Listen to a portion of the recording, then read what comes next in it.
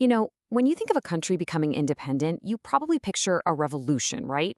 A big declaration, maybe some fireworks. Well, Canada's story is different. It's more of a slow burn, a 115-year-long argument, really, to get control of its own rulebook. So let's get into the weird and frankly uniquely Canadian story of how the Constitution finally came home. I mean, think about that for a second. For over a century, Canada couldn't change its own constitution without asking another country for permission. That's just wild. And this wasn't some minor technicality. This was about who was really in charge. Getting out of this mess took decades of political stalemate, and believe it or not, it all ended in this incredibly dramatic showdown. So you're probably asking, how on earth did that happen? Well, it all goes back to the very beginning. See, Canada wasn't born out of a big, fiery revolution. Nope. It was created by an act of parliament in London. It was literally born from a piece of legislation, not a rebellion. And that piece of legislation was the British North America Act, or the BNA Act. This was Canada's first constitution. But here's the catch, and it's a big one. It wasn't a Canadian law. It was a British law. So yeah, Canada could run its own day-to-day stuff, but when it came to the supreme law of the land, the ultimate authority was still chained to London.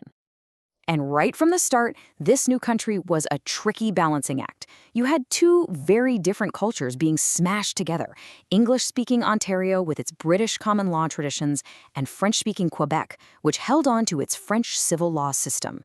This fundamental division? It became the central fault line in pretty much every single constitutional debate for the next century. So here's the real kicker. The guys who wrote the BNA Act, they forgot something. A pretty important something. They never included a way for Canadians to change it themselves, an amending formula.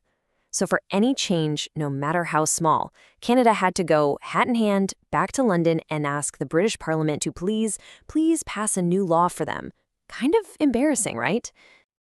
Okay, so even with this weird constitutional leash, over the next few decades, Canada really started to grow up and act like its own country.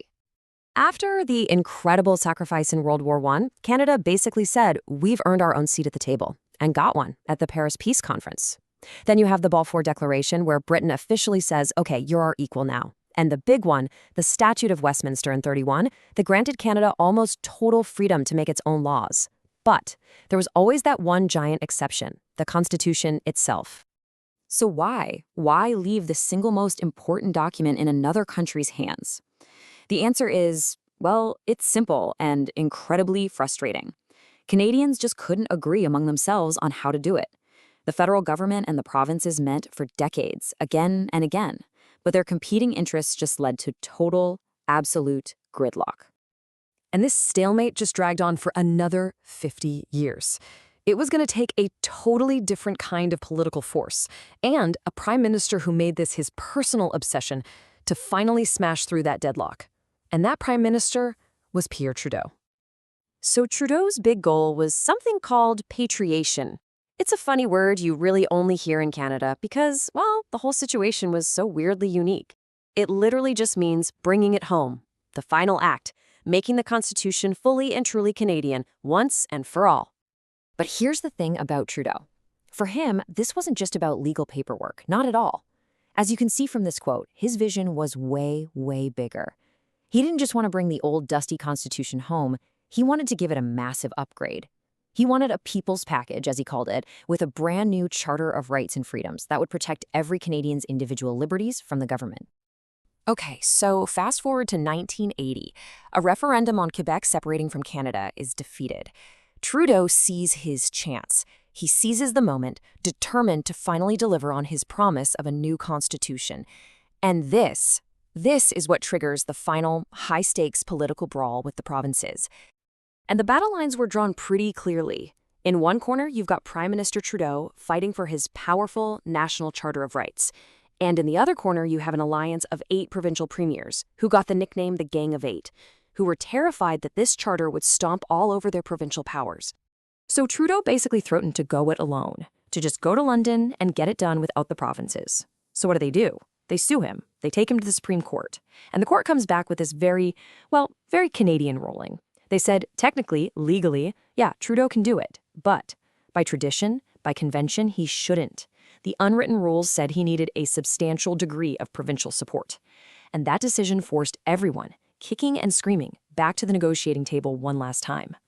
The final talks were a total failure. It looked like it was all over. But then, late one night in a kitchen in the Ottawa Conference Centre of all places, a few key ministers got together and hammered out a deal. The big breakthrough was a massive concession from the feds, something called the Notwithstanding Clause. Think of it like an escape hatch. It would let provinces temporarily override parts of the new charter. It was the opt-out they needed to get them to sign on.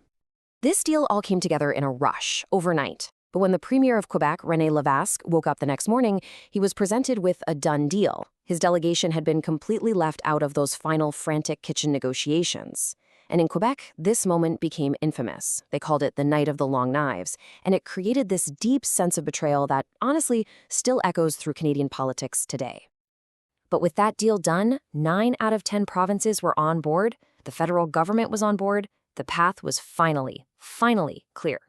After 115 long years, Canada was about to take that last step. And so, on a rainy April day in Ottawa, Queen Elizabeth II, acting as Queen of Canada, signed the proclamation. And just like that, the Constitution Act 1982 became law. Britain's role was officially over. The Constitution was home. Canada was finally, completely the master of its own house. So what did they get in this new package? Well, it had everything. It had Trudeau's dream of a Charter of Rights and Freedoms. It had that amending formula that politicians couldn't figure out for decades. It had new recognition for Aboriginal and treaty rights. And it protected provincial control over their natural resources. I mean, it really was a monumental deal. But, and there's always a but in this story, isn't there? This historic moment wasn't a perfect happy ending. The way that final deal was struck left a deep and very lasting wound right in the fabric of the country. And that's the lingering legacy of that Night of the Long Knives. To this day, the government of Quebec has never formally signed or endorsed the 1982 Constitution. Now, legally, it applies to everyone in Canada, including Quebec, but politically, it means Canada's most important document is missing the signature of one of its founding nations. That's a huge deal. And that leaves us with a really challenging thought, doesn't it? The journey to bring the Constitution home was without a doubt a huge success for Canadian sovereignty. But at the same time, it created this massive tension that still defines the country today. It just goes to show you that in Canada, the story of who we are, well, it's never really finished.